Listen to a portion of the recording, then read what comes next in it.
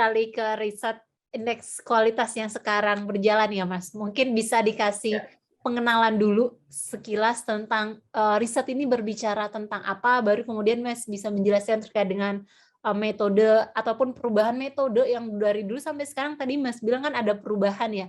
Perubahan ya. apa saja yang dilakukan oleh KPI? Silakan Mas. Ya, jadi memang secara sederhana ini risetnya ini fokus pada penilaian kualitas program siaran. Tujuan dari riset ini sebetulnya menyusun indeks kualitas masing-masing program dari 8 kategori tersebut.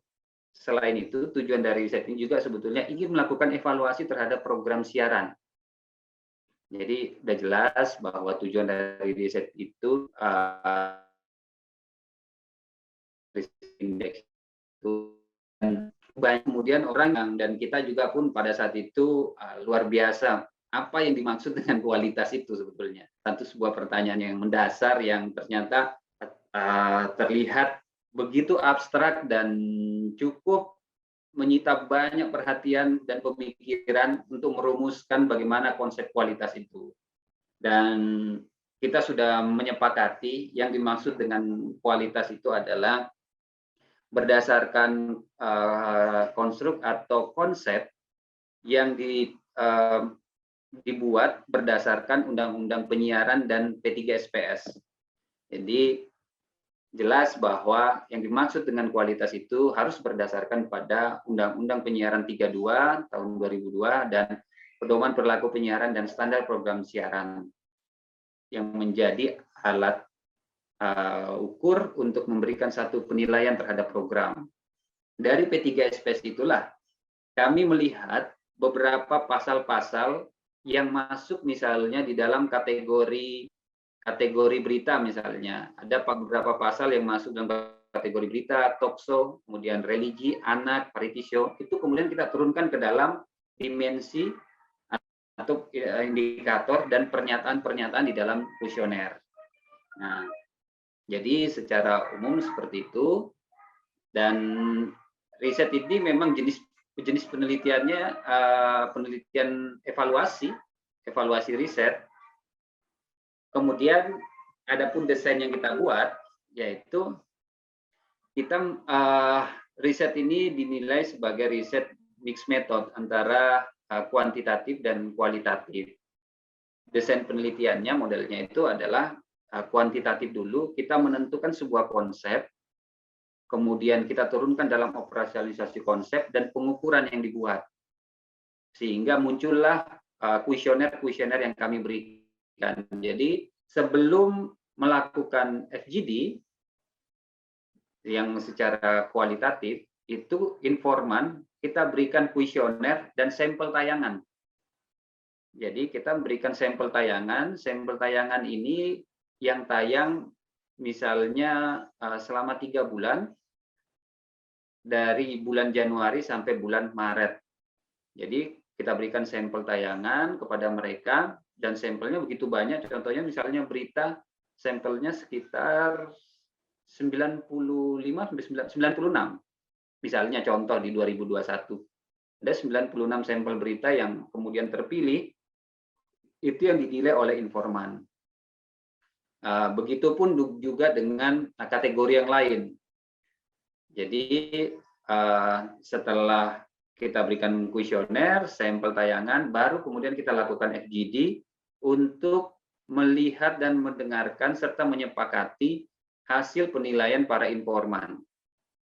Baru kemudian informan itu kita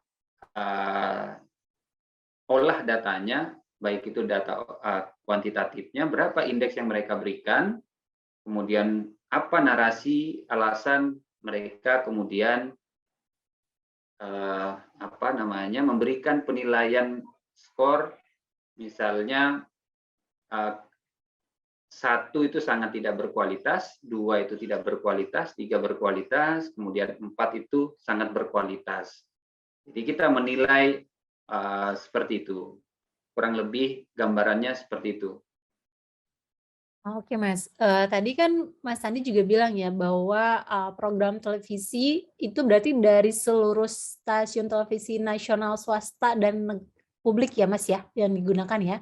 Ya, betul, betul. Nah, cara pemilihan program yang akan dievaluasi boleh cerita nggak Mas, pemilihan program dari setiap stasiun televisinya? Ya, jadi penentuan sampelnya itu kita menggunakan multi-step sampling. Jadi bertahap dengan pertama menentukan sumber konten. Sumber kontennya itu ada 15 stasiun. 15 stasiun yang menjadi sumber konten kami, dan kemudian baru menentukan tanggal untuk menentukan sampelnya biar lebih berimbang, karena kita juga menentukan model seperti ini itu lewat evaluasi dalam tahunnya. Ada yang mengatakan bahwa ini sampelnya ini tidak sama dengan sampelnya ini. Itu berdasarkan tema. Ada yang berdasarkan waktu tayang. Kami tidak kemudian mencoba untuk mencari model yang tepat, sehingga hanya menentukan, selain menentukan sumber konten, itu menentukan tanggal tayangnya mereka selama 3 bulan itu. Sehingga mau dalam mereka mengisi berita dengan model apakah itu hard news, soft news, feature, itu pokoknya tanggal itu mereka ngisi, itu yang masuk di dalam populasi yang kena sampling. Jadi karakteristik ini memang tantangannya luar biasa di penentuan sampel ini. Meskipun kami sudah menyatukan pandangan di internal KPI soal misalnya kategorisasi itu. Kami sudah bersama pemantauan itu ada sekitar ada 104 pemantauan, tim pemantau itu. Lebih 100 lah, karena ini bertambah terus, tahun ini juga bertambah. Kemudian dengan pengaduan, tim pengaduan, penjatuhan sanksi, dan di komisioner sendiri, karakteristik kategorisasi di televisi kita ini benar-benar sangat tidak tegas. Yang dimaksud dengan berita itu apa, yang dimaksud dengan talkshow itu apa, religi itu juga banyak program-program dengan format-format yang tidak banyak kemudian menunjukkan memang ini bentuknya religi. Kemudian begitu pun dengan anak, kemudian yang program-program hiburan ini sangat susah mencari batasan yang tegas, dan kelihatan betul bahwa fenomena post-truth itu terjadi betul di lembaga penyiaran juga. Jadi susah sekali kita penentuan sampelnya, sehingga yang kita gunakan adalah kita punya otoritas untuk kemudian menjustifikasi ini masuk program berita seterusnya sampai infotainment. Kemudian kami juga menggunakan sumber sekunder, itu meminta kepada stasiun televisi bahwa kategori program ini masuk dalam kategori apa. Mereka punya listnya. Dan kami juga minta data dari Nielsen, mereka mengkategorisasikan program ini masuk pada apa. Dan ternyata tidak semua itu satu. Jadi program-program banyak yang misalnya yang series itu juga masuk di talkshow, ini macam-macam sekali. Jadi sehingga penentuan sampel ini luar biasa menyita waktu untuk kemudian membuat bahwa sampel ini masuk dalam kategori A dan seterusnya. Tapi kami sudah melakukan upaya itu, menyatukan pandangan di KPI, meminta sumber sekunder juga dari stasiun televisinya, begitupun juga dengan data dari lembaga penelitian lain, dalam hal ini Nielsen, untuk kita baca mereka itu menggunakan kategori apa sih istilahnya. Ada yang berbeda-beda. Kalau kita misalnya menggunakan wisata budaya, ternyata hampir sama dengan feature atau dokumenter, mereka gunakan istilah itu. Nah, ini yang kita belum ketemu di situ, tapi kami mencoba untuk berupaya untuk semaksimal mungkin bagaimana memasukkan sampel ini pada kategori yang tepat. Dan kita sangat transparan, karena salah satu prinsip penting dari riset ini adalah transparansi, baik metodologi maupun sampel yang kita gunakan. Makanya setiap hasil expose, bahkan setiap hasil kita temukan data-data itu, kita bawa ke stasiun televisi. Sampel apa yang kemudian terpilih dan dinilai informan itu kita sampaikan semua. Jadi seperti itu. Jadi penentuan sampelnya diacak, kemudian terpilihlah berapa sampel, dan dari 15 sumber konten itu stasiun televisi tidak semua misalnya memiliki program berita. Tidak semua stasiun televisi itu punya program religi. Kalau berita ini memang rata-rata punya. Dari 15 sumber konten itu ada 14 stasiun televisi yang punya program berita. Satu yang tidak dimiliki oleh Antv misalnya. Jadi Antv tidak masuk sumber berita untuk penilaian. Jadi ketika kita expose untuk berita, stasiun televisi SCTV itu Antv itu tidak ada beritanya karena memang di sana tidak ada berita. Jadi tidak semua sumber konten masuk di dalam 8 kategori ini. Begitupun dengan kategori-kategori yang lain. Religi, kemudian anak, variety show, dan lain sebagainya. Tapi yang paling dominan memang ini berita. Jadi bervariasi. Dan nanti bisa dilihat juga di hasil penelitian kami di situ, bahwa setiap kategori itu tidak semua stasiun televisi memiliki. Kurang lebih begitu, Mbak.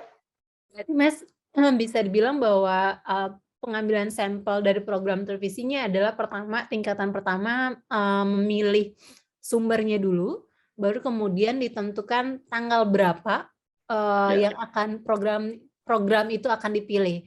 Berarti hanya sampai pada tanggal ya, terkait dengan genre, maksudnya format programnya tidak menjadi kriteria ya Mas ya, dalam pemilihan sampel. Sudah, Mbak. Jadi genre itu setelah sebelum kita masukkan dulu dalam sebuah populasi, baru kemudian kami rapatkan di internal ini sudah tepat masuk di dalam kategori itu, kemudian baru di list tayangannya, kemudian diverifikasi, kemudian diacak, kemudian dinilai kembali oleh tim, ini sudah tepat atau belum masuk di dalam kategorinya ini, baru kemudian kita lakukan verifikasi akhir dan penggandaan tayangan. Jadi ada 6 tahapan itu. Populasinya berarti per program ya, Mas. Jadi program religi dari seluruh stasiun menjadi populasi, baru kemudian dipilih secara acak berdasarkan tanggal tayangnya, gitu ya, Mas? Ya betul. Gitu juga dengan program misalnya news, reality show, dan lain sebagainya, gitu ya? Betul. Nah, pada saat tantangannya memang di setiap stasiun televisi itu, Mbak, itu kan berbeda-beda format berita yang mereka tampilkan, religi yang mereka tampilkan, anak yang mereka tampilkan berbeda-beda. Nah, disitulah kemudian penilaian yang berbeda dari para informan. Jadi bentuk berita untuk di televisi ini seperti ini. Bentuk talkshow di talkshow di TV ini seperti ini. Misalnya talkshow itu kan ada talkshow berita dan non berita. Nah, ketika masuk dalam talkshow berita itu relatif selama ini penilaiannya bagus. Tapi kalau sudah masuk talkshow non berita, ini penilaiannya menjadi berkurang. Misalnya program Tukul, kemudian Hotman Paris, itu sehingga ada penilaian talkshow non berita yang memang kalau talkshow di non berita itu berkurang. Tapi kan itulah realitasnya di stasiun televisi, itulah fakta. Kami tidak kemudian bisa mendrive bahwa yang harus ditayangkan oleh stasiun televisi itu lebih bagus semua talkshow non berita. Kita nggak punya kapasitas untuk itu. Cuma kami memberikan penilaian karena tujuan riset ini adalah menyusun indeks dan melakukan evaluasi terhadap program. Soal bagaimana bentuk, format, karakteristik kategori yang mereka tayangkan di masing-masing stasiun televisi itu menjadi domain dari masing-masing stasiun televisi. Seperti itu. Oke, Mas. Sekarang kita mungkin berpindah ke pemilihan informan. Tadi Mas Handi bilang bahwa kan nanti program yang dipilih akan dinilai oleh beberapa orang informan. Nah, kriteria pemilihan informan ini seperti apa, Mas? Ya, penilaian terhadap informan ini kita memiliki beberapa prasyarat. Di antaranya, misalnya pendidikan minimal S1 pendidikannya. Dan rata-rata ternyata informan kita itu lebih banyak S2 selama ini. Kemudian memiliki pengalaman di bidang media, komunikasi, kemudian penyiaran, atau pernah memiliki pengalaman background sebagai praktisi di bidang media dan penyiaran. Kemudian mereka adalah penonton televisi tentunya.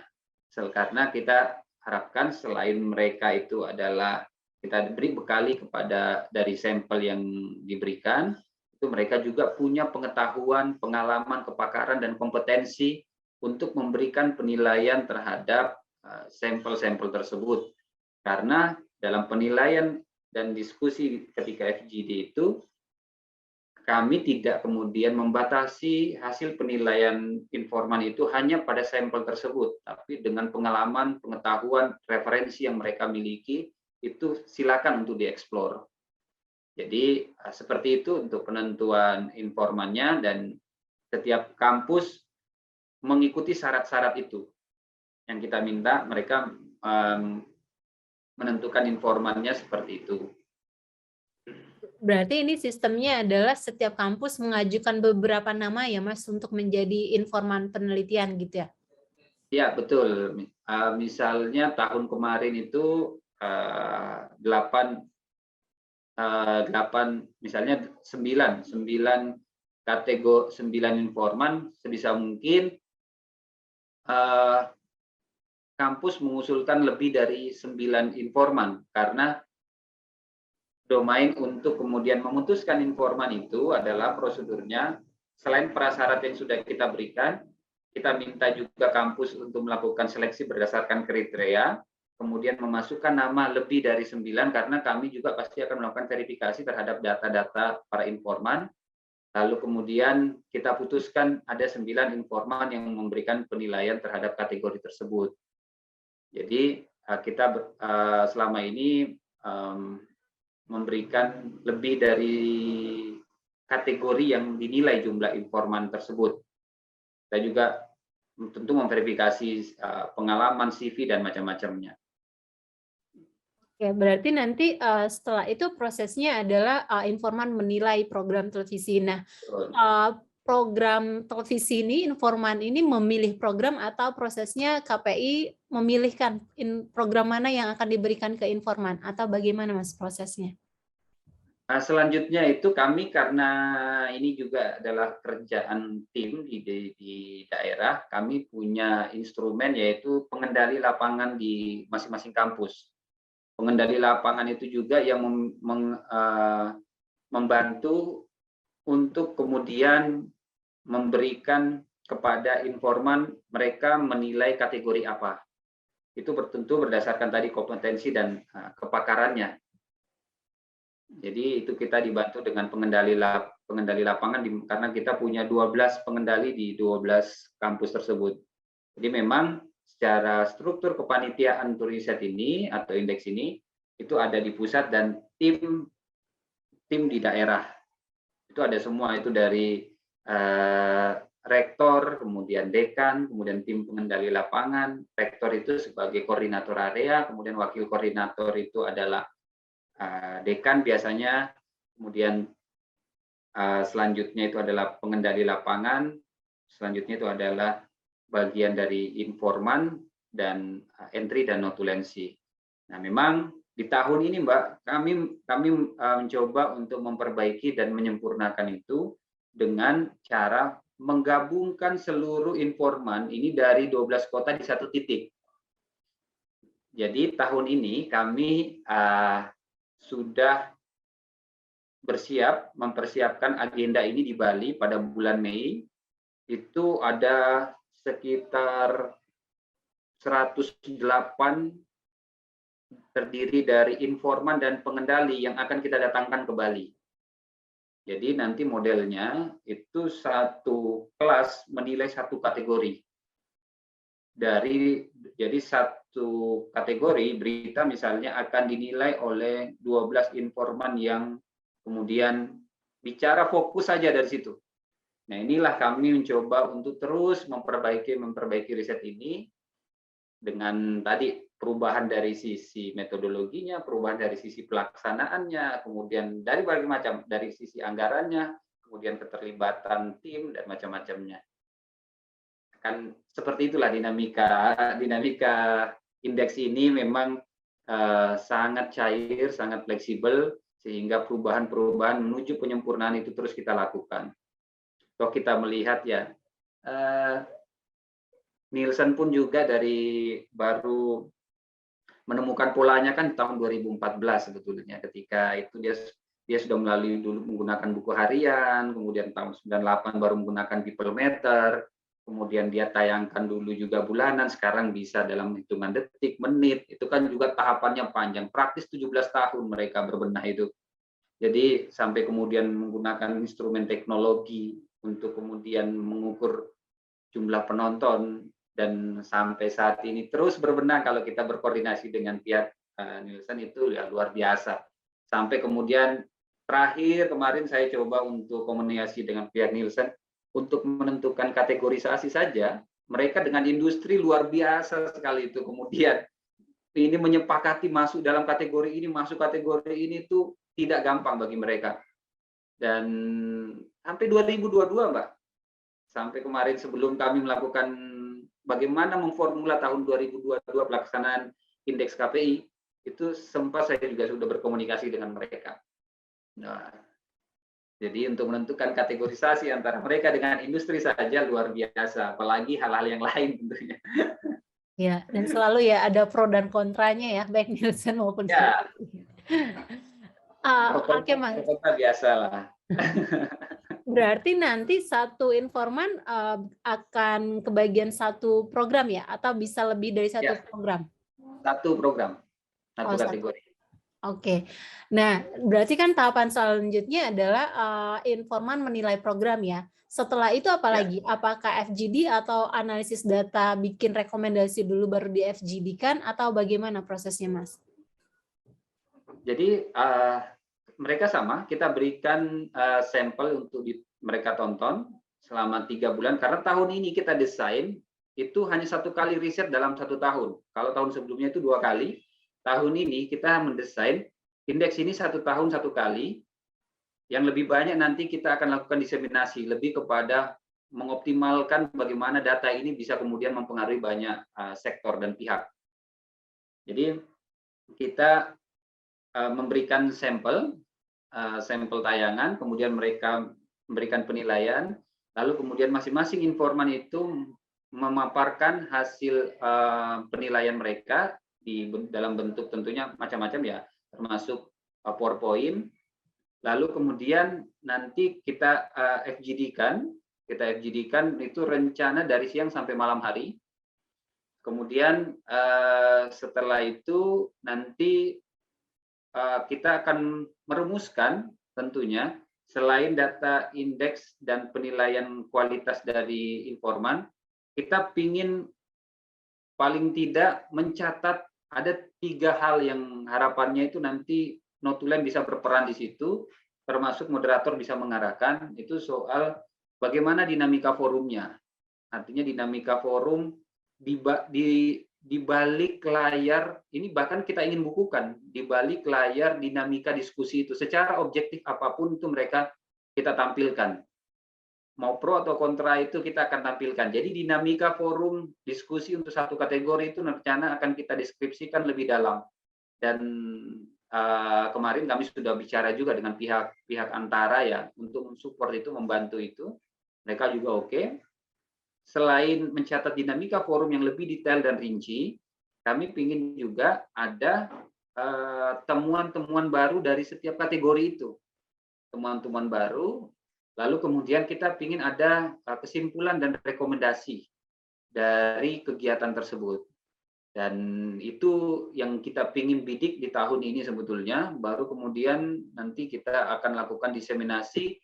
Diseminasi ini kita harus memang berbasis pada data dan narasi yang kuat dari hasil temuan-temuan penelitian. Jadi kita memang basicnya itu tidak kemudian asal-asal aja membuat program, tidak ada basis data yang kuat, tidak ada satu basis narasi yang kuat berdasarkan tentunya berbagai pemikiran, tapi kita ingin di indeks ini punya karakteristik tersendiri. Itu sebetulnya. Oke, berarti nanti ketika FGD goals-nya adalah bagaimana mereka apa nih Mas goals-nya ketika FGD merumuskan rekomendasi atau konsolidasi hasil dari setiap analisis informan ketika FGD Mas? Iya, setelah itu kita konsolidasi hasil tentu ya, konsolidasi hasil setiap kategori itu ini kan agak panjang memang untuk olah datanya. Tapi kami mencoba untuk mentarget olah data itu tidak sampai 2 minggu karena kami juga akan menggunakan nanti instrumen teknologi untuk kemudian membantu riset kami. Karena setelah pelaksanaan FGD di Bali itu tanggal 11 sampai 14 Mei, kami rencana akan melakukan ekspos di Yogyakarta itu bersamaan dengan konferensi penyiaran. Ini Mbak Miss Milia dan Miss Indri ini silakan nanti berpartisipasi untuk konferensi penyiaran itu selama 1 minggu. Jadi tanggal 21 Mei sampai tanggal 25. 21 sampai 23 itu adalah pameran. Pameran itu semua stakeholder penyiaran akan memasang booth di sana, termasuk lembaga-lembaga penyiaran. Yang tanggal 24 itu adalah seminar utama, barengan dengan call for paper. Itu nanti, jadi konferensi ini adalah tindak lanjut dari acara riset ini. Dan kami ingin di dalam pameran tanggal 21 sampai 23 itu nanti juga kami akan melakukan ekspos dari hasil riset ini. Jadi praktis 2 minggu kami itu punya waktu untuk kemudian melakukan analisa dan olah datanya.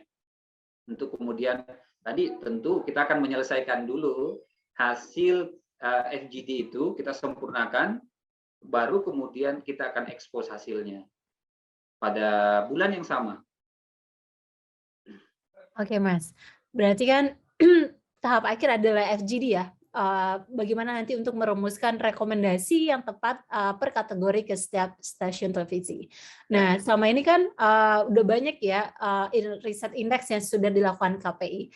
Nah, gimana nih cara KPI mengkomunikasikan rekomendasi tersebut ke pihak stasiun TV? Karena kan kalau misalnya di media sosial dan dimanapun tuh selalu ya kalau KPI mah cuma membuat rekomendasi tapi tidak didengar tuh sama stasiun TV. Nah, bagaimana tanggapan Mas Andi? Ya, memang gini, kami melihat bahwa ekosistem penyiaran ini ternyata karakter industrinya itu tinggi sekali. Jadi memang kepentingan, terutama di lembaga penyiaran swasta ya, memang karakteristiknya memang komersil ya. Tapi kalau harusnya, idealnya ini apalagi berdasarkan undang-undang penyiaran ini bahwa fungsi media itu tidak hanya ekonomi, dia memberikan informasi, pendidikan, hiburan pun hiburan yang sehat, bukan asal joget-jogetan kan. Nah, harusnya ini juga bisa menjadi pegangan bagi lembaga penyiaran kita. Tapi memang kalau kita melihat bahwa mempengaruhi layar kaca ini bukan persoalan yang mudah. Apalagi kalau hanya segelintir data dari data temuan riset. Artinya, KPI pun juga harus solid, di internal KPI juga harus solid untuk bagaimana temuan data ini bisa kemudian dijadikan sebagai seluruh panduan pengambilan keputusan dan kebijakan di KPI. Di internal KPI juga selama ini pun kami tetap melakukan konsolidasi itu. Kemudian di luar itu kami juga sudah melakukan ini beberapa stakeholder yang mempengaruhi layar kaca. Di balik layar kaca itu kan ada beberapa stakeholder yang mempengaruhinya. Dari P3I, Asosiasi para pengiklan P3I. Kami sudah melakukan MOU dengan P3I untuk kemudian mendorong bagaimana para pengiklan ini beriklan di program-program yang berkualitas dengan satu isu yang sama, yaitu brand image. Jadi kalau kualitas program itu bagus, ditayangkan banyak iklan yang bagus, di situ juga otomatis brand image-nya lebih bagus. Kami sudah melakukan kerjasama dengan P3i seperti itu. Kami juga ingin melangkah ini kepada Apina, tetapi memang tantangannya luar biasa ini para pengiklan ini. Karena yang menghidupi stasiun televisi ini kan para pengiklan. Kami coba untuk masuk di wilayah di luar layar lah, Apina. Tapi memang ini masih tahap kemudian konsolidasi ke arah sana. Kemudian dengan production house kami sudah juga melakukan itu. Para PH kemudian dengan bahkan dengan Nielsen sudah berkali-kali kami juga berduduk bersama. Hanya saja memang industri ini mempengaruhi iklim industri yang sudah settle dengan pola relasi yang dibangun. Stasiun televisi menayangkan, kemudian rujukannya itu hasil Nielsen, kemudian ditawarkan biro iklan itu menawarkan pada para pengiklan itu berdasarkan data rating juga Nielsen, sehingga ya lingkarannya di situ-situ terus nih. Dan riset ini mencoba untuk mempengaruhi itu juga sebetulnya, masuk dan memberikan bagaimana ayo kita sama-sama dong untuk kemudian bicara kuantitas penonton itu iya, tapi kualitas itu juga jangan sampai kemudian diabaikan. Sehingga kami melihat bahwa sebetulnya kami punya gambaran ini, sebuah narasi bagaimana kita memasuki era digital ini jauh lebih baik dari ekosistem yang analog sekarang harusnya. Dengan cara apa? Negara harus lebih banyak intervensi sebetulnya. Negara harus banyak masuk ke wilayah-wilayah yang hari ini selama ini kita tidak terjangkau. Contoh misalnya melakukan audit terhadap rating Nielsen, ini kita tidak ada lembaga yang mampu melakukan itu. Bagaimana mengaudit metodologinya? Bagaimana mengaudit responden yang mereka lakukan? Tidak ada satu instrumen yang bisa melakukan mengaudit itu, tapi mereka dipercaya oleh industri. Ini bagaimana model kesepakatan dulu yang dibangun? Ini kita pun tidak tahu, tapi ini sudah berjalan. Sehingga temuan-temuan data dari riset ini kami coba untuk melakukan terobosan-terobosan, termasuk bagaimana ingin masuk ke wilayah perubahan regulasinya di Undang-Undang Penyiaran. Ini ada momentum revisi Undang-Undang Penyiaran, yaitu kami mengusulkan satu klausul, ada lembaga yang melakukan pengawasan dan audit terhadap lembaga rating. Harapannya sih mau siapapun nanti yang ditunjuk oleh negara, itu harus ada dong yang kemudian melakukan audit. Atau paling enggak kalau lembaga pengawas itu tidak melakukan riset, ini dia paling enggak melakukan pengawasan. Dan ini sebetulnya juga tidak bisa sebetulnya kalau kita kita lepaskan begitu saja kan. Ini kita harapannya ya negara harus bisa masuk ke wilayah itu. Karena kalau kita hanya masuk aja lewat pintu-pintu riset, ini juga sedikit mempengaruhi. Tapi ekosistem yang dominan sudah berjalan, ini juga kadang-kala tantangannya di situ. Tapi meski begitu, saya pun beberapa kali itu juga diminta oleh para produser, kemudian para sineas untuk kemudian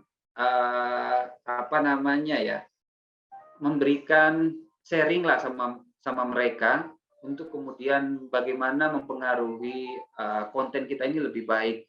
Ya kita masuk pada wilayah-wilayah itu, tapi tindak lanjut dari itu kan kita juga tidak punya instrumen untuk kemudian masuk ke mereka, apalagi otoritas dan dominan itu ditentukan oleh stasiun televisi itu. Jadi kita hanya bisa memberikan rambu-rambu regulasi, rambu-rambu hasil data riset, selebihnya kita serahkan ke mereka.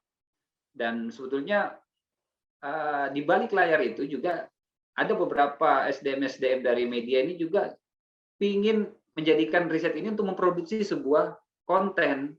Hanya mereka ya pelan-pelan lah. Ada yang disamarkan masuk dalam ide cerita mereka. Tidak bisa juga kalau kemudian mereka jadikan rujukan utama. Karena tadi saya katakan, dominan dari hasil rating ini masih mempengaruhi konten kita. Jadi ya itulah realitasnya, Miss. Jarang setan ya Mas, nggak bisa keluar. Kita berharapkan juga dari lembaga swadaya masyarakat, dari perguruan tinggi ini tidak bisa kalau kemudian kalau pikir kalau hanya melihat penilaian terhadap KPI bergerak, kemudian kita saling mencaci, kemudian susah sekali. Kita ini sudah masuk ke dalam jantung mereka, dan kita tahu dalam bagaimana mekanisme di depan dan di belakang layarnya. Tapi kemudian ya memang lembaga ini KPI juga terus harusnya bisa berbenah, memperbaiki ini bagaimana melibatkan konsolidasi semua elemen untuk kemudian bareng untuk kemudian mengawal ini. Kalau kemudian satu bicara begini, kemudian apalagi satu mencaci lembaga ini, wah, ini kita aja masuk ke dalam aja susahnya minta ampun mendorong, apalagi kalau kemudian tidak mendapatkan juga ini ya dukungan atau konsolidasi lebih kuat dari masyarakat ini. Ya pada akhirnya semua berjalan sendiri-sendiri, dan saya pikir juga tidak punya pengaruh yang kuat kalau kemudian hanya berjalan masing-masing, karena kita udah mencoba nih lewat pintu ini, lewat pintu ini, lewat pintu ini. Nah, makanya gini, kami sempat berpikir masuki digital. Ini 2022 kan momentum banget nih. Bagaimana kemudian data ini bisa mempengaruhi ekosistem penyiaran? Ini kita berpikir sampai sejauh itu. Yaitu ini bagaimana kalau kemudian set-top box yang dibagikan oleh pemerintah itu ada chip yang menyimpan data, yang kemudian nanti data itu bisa dikelola oleh negara gitu. Jadi tidak kemudian hanya satu diserahkan pada swasta. Jadi chip yang dibagikan, set-top box yang dibagikan untuk menonton, mendapat siaran digital, ini harusnya ada chip yang menyimpan data jumlah penonton, yang itu nanti dikelola oleh negara dan dikembalikan kepada masyarakat luas secara gratis. Tidak perlu berbayar harus mendapatkan data rating dari lembaga lain yang bayarnya luar biasa. Tapi data itu dikelola dan diperuntukkan kepada masyarakat lebih luas, agar kita juga punya data dong, gitu loh. Data jumlah penonton di Indonesia itu berapa sih? Tidak hanya pada data lembaga tunggal gitu. Kalau lembaga tunggal bahaya sekali. Resikonya begini kejadiannya di era analog. Satu-satunya lembaga yang memiliki data rating itu adalah Nielsen. Ditambah tidak ada lagi kemudian lembaga yang melakukan pengawasan dan audit, ya realitasnya seperti ini. Dia begitu luar biasa. Dan itu harapannya, ini sebetulnya pemikiran yang sudah kita sampaikan juga, dan harapannya bisa dibunyikan lebih luas. Bahwa tidak bisa kita ini hanya migrasi infrastruktur saja dari analog ke digital, tapi bagaimana selanjutnya bisa mempengaruhi ekosistem ini, termasuk bagaimana memainkan data ini yang selama ini mempengaruhi ekosistem penyiaran tersebut, ini bisa diambil atau paling tidak dikelola oleh pemerintah. Lembaganya siapa? Ya bisa saja. Kalau lihat di sini di Indonesia yang punya otoritas lembaga riset itu kan BPS. Serahkan ke BPS, tapi tetap berkolaborasi juga dengan KPI, karena konten isu penyiaran itu ada di KPI. Nah ini kan butuh sinergi semua ini Mbak, baik itu dari eksekutif, dari DPR, dari lembaga penelitian. Kita nanti juga pasti kalau ini berjalan lebih baik, LIPI juga bisa digait kan sebagai lembaga penelitian yang lebih baik. KPI pun sadar bahwa KPI itu bukan lembaga penelitian, sehingga Bangku harus berkolaborasi dengan lembaga-lembaga yang punya otoritas. Tapi kalau KPI tidak mengambil peran ini, ya kapan juga KPI punya data yang bisa dipertanggungjawabkan secara akurat, yang melibatkan banyak stakeholder, ya KPI harus melakukan itu. Sebetulnya gitu sih Mbak. Andi, pertanyaan terakhir sebelum ditutup. Selama ini diseminasi hasil indeks tadi ke stasiun TV lewat apa? Apakah hanya mengirimkan report atau ada pertemuan face to face dibagikan kemudian membahas secara bersama atau bagaimana Mas? Nah, diseminasi yang kita lakukan itu pertama itu kita mengundang stasiun televisi. Kita undang dalam satu forum, kita ekspos secara keseluruhan yang menjadi masuk di dalam sampel riset kita. Kemudian asosiasinya mulai dari ATVSI. ATVSI itu kan Asosiasi Televisi Swasta Indonesia yang membawahin ada berapa? 10 stasiun televisi swasta. Kemudian ATVNI, TV nasional, di situ ada Kompas, ada NET, ada RTV. Itu juga TV swasta, tetapi asosiasinya beda dengan TVSI. Kita undang semua di satu forum expose. Setelah itu, kami juga ke stasiun televisi masing-masing.